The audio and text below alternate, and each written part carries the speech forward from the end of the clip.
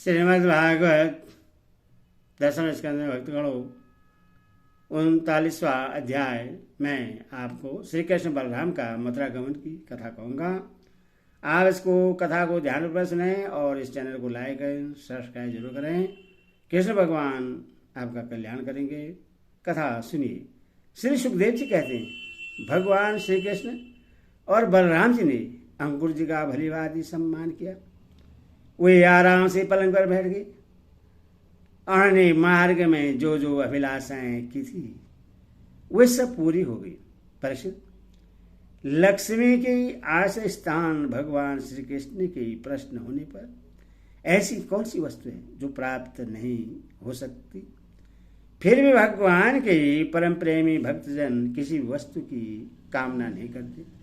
देवकीनंदन भगवान श्री कृष्ण ने सायंकाल का भोजन करने के बाद अंकुर जी के पास जाकर अपने स्वजन संबंधियों के साथ कंस के व्यवहार और उसके अगले कार्यक्रम के संबंध में पूछा।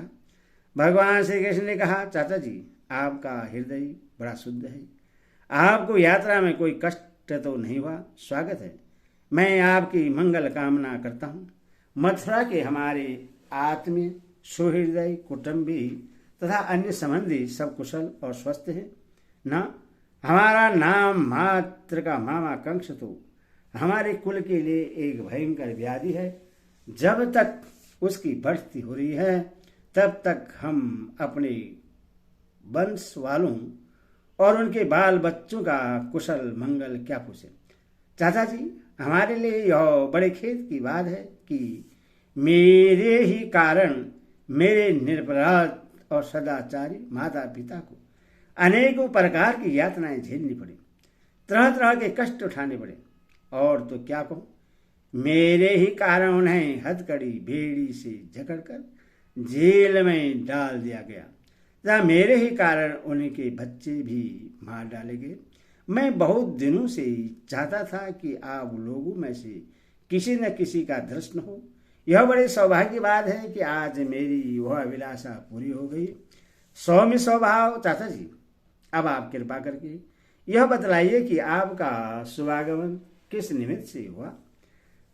श्री सुखदेव जी कहते हैं, परीक्षित, जब भगवान श्री कृष्ण ने अंकुर जी से इस प्रकार प्रश्न किया तब उन्होंने बतलाया कि कंस ने तो सभी यदुवंशियों से घोर बैर ठान रखा है। वह वसुदेव जी को मार डालने का भी उद्यम कर चुका है। अंकुर जी ने कंस का संदेश और जिस उद्देश्य से उसने स्वयं अंकुर जी को दूत बनाकर भेजा था और नारद जी ने जिस प्रकार वसुदेव जी के घर श्री कृष्ण के जन्म लेने का वृत्तांत उसको बता दिया था, सो सब कह सुनाया। अंकुर जी की आवाज सुनकर विपक्षी शत्रु का दमन करने वाले भगवान श्री कृष्ण और बलराम जी हंसने लगे और इसके बाद उन्होंने अपने पिता नंद जी को कंस की आज्ञा सुना दी। तब नंद बाबा ने सब गोपों को आज्ञा दी कि सारा गौरस एकत्र करो, भेंट की सामग्री ले लो और छकड़े जोड़ो। कल प्रातः काले हम सब मथुरा की यात्रा करेंगे और वहां चलकर राजा कंस को गौरस देंगे। वहां एक बहुत बड़ा उत्सव हो रहा है। उससे देखने के लिए देश की सारी प्रजा इकट्ठी हो रही है। हम लोग भी उसे देखेंगे। नंद बाबा ने गांव के कोतवाल के द्वारा यह घोषणा सारे वज्र में करवा दी। पर जब गोपियों ने सुना कि हमारे मनमोहन श्याम सुंदर और गौर सुंदर बलराम जी को मथुरा ले जाने के लिए अंकुर जी वज्र में आए हैं, तब उनके हृदय में बड़ी व्यथा हुई। वो व्याकुल हो गई। भगवान श्री कृष्ण ने मथुरा जाने की बात सुनते ही बहुतों के हृदय में ऐसी जलन हुई कि गर्म सांस चलने लगी, मुख कमल कुम्हला गया और बहुतों की ऐसी दशा हुई कि वे इस प्रकार अचेत हो गए कि उन्हें खिसकी हुई ओढ़नी, गिरते हुए कंगन और ढीले हुए जोड़ों तक का पता न रहा। भगवान के स्वरूप का ध्यान आते ही बहुत सी गोपियों की चित्त वृत्तियां सर्वदा निवृत्त हो गई, मानो वे समाधिस्थ आत्मा में स्थित हो गई हूं और उन्हें अपने शरीर और संसार का कुछ ध्यान ही न रहा। बहुत सी गोपियों के सामने भगवान श्री कृष्ण का प्रेम, उनकी मंद मंद मुस्कान और हृदय को स्पर्श करने वाली विचित्र पदों से युक्त मधुर वाणी नाचने लगी। वे उसमें तल्लीन हो गई, मोहित हो गई। गोपियां मन ही मन भगवान की लटकीली चाल, भाव, भिंगी प्रेम भरी मुस्कान, चितवन सारे शोकों को मिटा देने वाली ढिढोलिया तथा उदारता भरी लीलाओं का चिंतन करने लगी और उनके विरह के भय से कातर हो गई। उनका हृदय, उनका जीवन सब कुछ भगवान के प्रति समर्पित था। उनकी आंखों से आंसू बह रहे थे। वे झुंड के झुंड इकट्ठी होकर इस प्रकार कहने लगी। गोपियों ने कहा, धन्य है, धन्य हो विधाता, तुम सब कुछ विधान तो करते हो, परंतु तुम्हारे हृदय में दया का लेस भी नहीं है। पहले तो तुम सौहार्द और प्रेम से जगत के प्राणियों को एक दूसरे के साथ जोड़ देते हो, उन्हें आपस में एक कर देते हो, मिला देते हो, परंतु अभी उनकी आशा अभिलाषा पूरी भी नहीं हो पाते, वे तृप्त भी नहीं हो पाते कि तुम उन्हें व्यर्थ ही अलग अलग कर देते हो। सच है, तुम्हारा यह खिलवाड़ बच्चों के खेल की तरह व्यर्थ ही है। यह कितने दुख की बात है विधाता, तुमने पहले हमें प्रेम का वितरण करने वाले श्याम सुंदर का मुख कमल दिखलाया। कितना सुंदर है वह, काले काले घुंघराले बाल कपोलों पर झलक रहे हैं, मरकत मणि से चिकने सुनग्ध कपोल और तोते की चोंच सी सुंदर नासिका तथा अधरों पर मंद मंद मुस्कान की सुंदर रेखा जो सारे शोकों को तत्क्षण भगा देती है। विधाता, तुमने एक बार तो हमें वह परम सुंदर मुख कमल दिखलाया और अब उससे ही हमारे आंखों से ओझल कर रहे हो। सच में तुम्हारी यह करतूत बहुत ही अनुचित है। हम जानते हैं इसमें अंकुर का दोष नहीं है, यह तो साफ तुम्हारी क्रूरता है।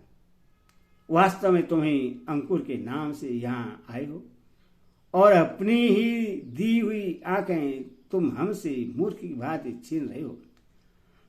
इनके द्वारा हम श्याम सुंदर के एक एक अंगों में तुम्हारी सृष्टि का संपूर्ण सौंदर्य निहारती रहती थी। विधाता, तुम्हें ऐसा नहीं चाहिए। आहो, नंद नंदन श्याम सुंदर को भी नए नए लोगों से नेह लगाने की चाट पड़ गई है। देखो तो सही, इनका सौहार्द, इनका प्रेम एक क्षण में ही कहाँ चला गया। हम तो अपने घर द्वार, सज्जन संबंधी, पति पुत्र आदि को छोड़कर इनकी दासी बनी और इन्हीं के लिए आज हमारा हृदय शोकातुर हो रहा है। परंतु ये ऐसे हैं कि हमारी ओर देखते तक नहीं। आज की रात का प्रातःकाल मथुरा की स्त्रियों के लिए निश्चित ही बड़ा मंगलमय होगा। आज उनकी बहुत दिनों की अभिलाषाएं अवश्य ही पूरी हो जाएंगी। जब हमारे ब्रजराज श्याम सुंदर अपने तिरछी चितवन और मंद मंद मुस्कान से युक्त मुखारविंद का मादक मधु वितरण करते हुए मथुरापुरी में प्रवेश करेंगे, तब वे उनका पान करके धन्य धन्य हो जाएंगे। यदि भी हमारे श्याम सुंदर धैर्यवान होने के साथ ही नंद बाबा आदि गुरुजनों की आज्ञा में रहते हैं, ताकि मथुरा की युवतियां अपने मधु के समान मधुर वचनों से इनका चित्त बरबस अपनी ओर खींच लेंगी और ये उनकी सजल मुस्कान और तथा विलासपूर्ण भाव भंगी से वहीं रम जाएंगी। फिर हम गवार ग्वालिनियों के पास ये लौट कर क्यों आने लगी। धन्य है आज हमारे श्याम सुंदर का दर्शन करके मथुरा के सहार भोज अंधक और वृष्टिवंशी यादवों के नेत्र अवश्य ही परमानंद का साक्षात्कार करेंगे। आज उनके यहाँ महान उत्सव होगा। साथ ही जो लोग यहाँ से मथुरा जाते हुए रमा रमण गुण सागर नटनागर देवकी नंदन श्याम सुंदर का मार्ग में दर्शन करेंगे, वह भी निहाल हो जाएंगे। देखो सखी, यह अंकुर कितना निठुर, कितना हृदयहीन है। इधर तो हम गोपियां इतनी दुखित हो रही हैं और यह हमारे परम प्रियतम नंद दुलारे श्याम सुंदर को हमारी आंखों से ओझल करके बहुत दूर ले जाना चाहता है और दो बात कहकर हमें धीरज भी नहीं बांधता, आश्वासन भी नहीं देता। सचमुच ऐसे अत्यंत क्रूर पुरुष का अंकुर नाम नहीं होना चाहिए था। सखी, हमारे ये श्याम सुंदर भी तो कम निठुर नहीं हैं। देखो देखो, वे भी रथ पर बैठ गए और मत वाले गोपगण छकड़ों द्वारा उनके साथ जाने के लिए कितनी जल्दी मचा रहे हैं। सच में ये मूर्ख हैं और हमारे बड़े बुड्ढे, उन्होंने तो इन लोगों की जल्दबाजी देखकर उपेक्षा कर दी है कि जाओ जो मन में आवे करो। अब हम क्या करें? आज विधाता सर्वस्व हमारी प्रतिकूल चेष्टा कर रहा है। चलो हम स्वयं ही चलकर अपने प्राण प्यारे श्याम सुंदर को रोकेंगे। कुल के बड़े बुड्ढे और बंधुजन हमारा क्या कर लेंगे? अरे सखी, हम आधे क्षण के लिए भी प्राण बल्ब नंदन का संग छोड़ने में असमर्थ थी। आज हमारे दुर्भाग्य ने हमारे सामने उनका वियोग उपस्थित करके हमारे चित्त को भी नष्ट और व्याकुल कर दिया है। सखियों, जिनकी प्रेम भरी मनोहर मुस्कान, रहस्य की मीठी मीठी बातें, विलासपूर्ण चितवन और प्रेमा लिंगन से हमने रास लीला की वे रात्रियां जो बहुत विशाल थी, एक क्षण के समान बिता दी थी। अब भला उनके बिना हम उन्हीं की दी हुई अपार विरह व्यथा का पार कैसे पाएंगे? एक दिन की नहीं, प्रतिदिन की बात है। सायंकाल में प्रतिदिन हुए ग्वाल वालों से घिरे हुए बलराम जी के साथ वन में गौएं चराकर लौटते हैं। उनकी काली काली घुंघराली अलकें और गले के पुष्पहार गौ के खुर की रस से ढके रहते हैं। वे बांसुरी बजाते हुए अपनी मंद मंद मुस्कान और तिरछी चितवन से देख देख कर हमारे हृदय को बेच डालते हैं। उनके बिना भला हम कैसे जी सकेंगे? श्री सुखदेव जी कहते, परिषद गोपियां वाणी से तो इस प्रकार कह रही थी, परंतु उनका एक एक मनोभाव भगवान श्री कृष्ण का स्पर्श उनका आलिंगन कर रहा था। वे विरह की संभावना से अत्यंत व्याकुल हो गई और लाज छोड़कर हे गोविंद, हे दामोदर, हे माधव ईश्वर का ऊंची आवाज से पुकार पुकार कर सुललित स्वर से रोने लगी।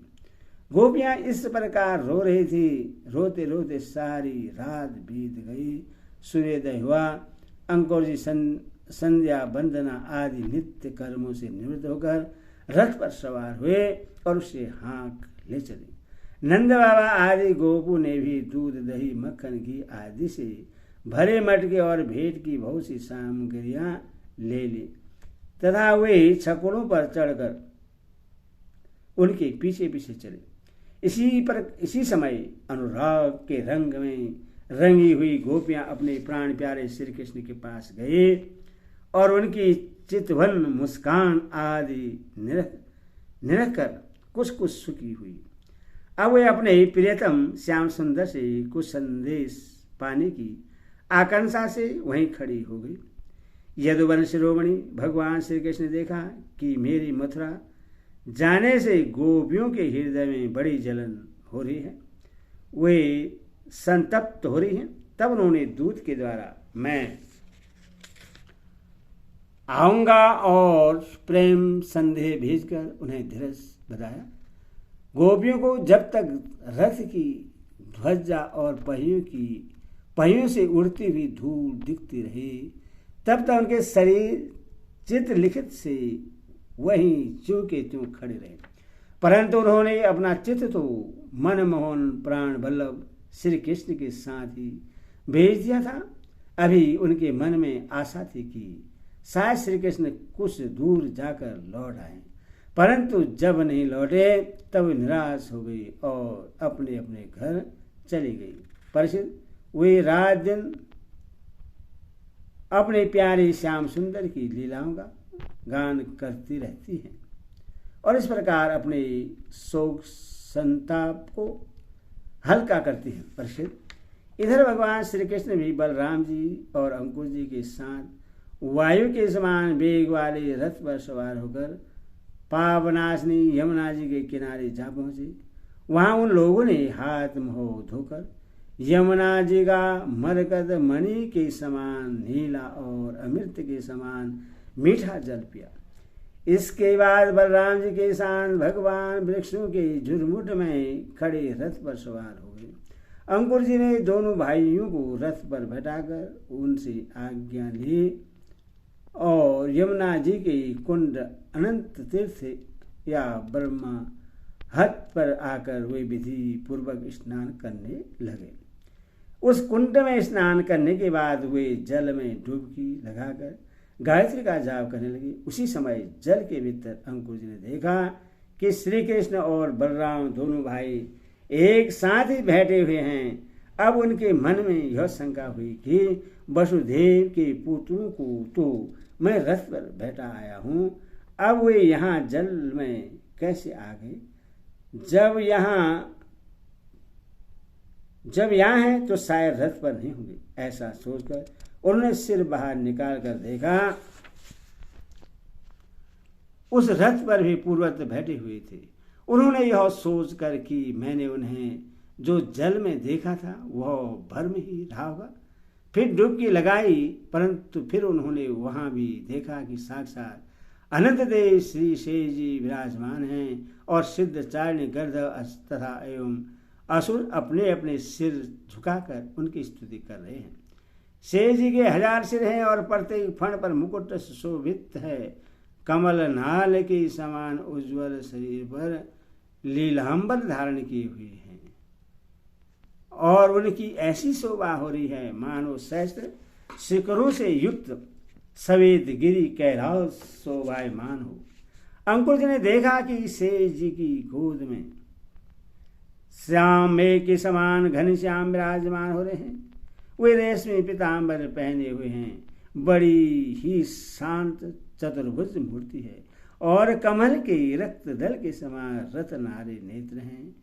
उनका बदन बड़ा ही मनोहर और प्रसन्नता का सदन है। उनका मधुर हास्य और चारों चितवन चित्त को चुराए लेती हैं। भव्य सुंदर और नासिका तनिक ऊंची तथा बड़ी ही सुघड़ है।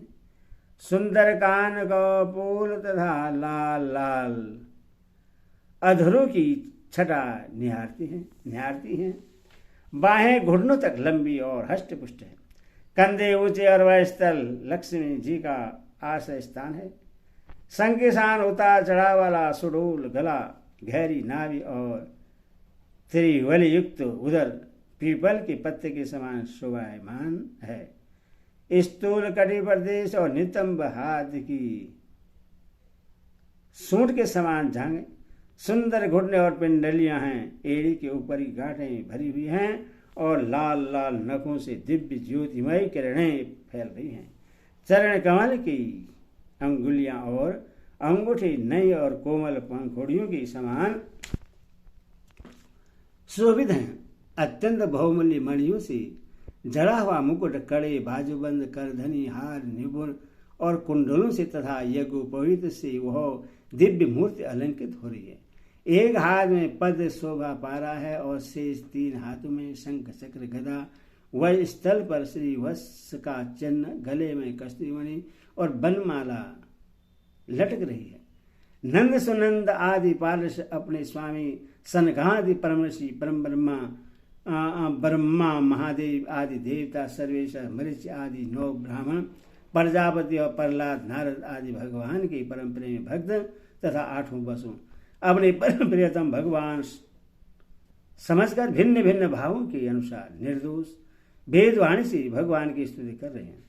साथ ही लक्ष्मी पुष्टि सरस्वती कांति कीर्ति और तुष्टि अर्थात ऐश्वर्य बल ज्ञान श्री यश और वैराग्य ये षष्टेश्वर्य रूप शक्तियां ईला संधिनी रूप वृक्ष शक्ति ऊर्जा लीला शक्ति विद्या अविद्या जीवों के मोक्ष और बंधन में कारण रूपा वही रंग शक्ति आदिनी सवेद अंतरागा शक्ति और माया आदि शक्तियां मूर्तिमान होकर उनकी सेवा कर रही हैं।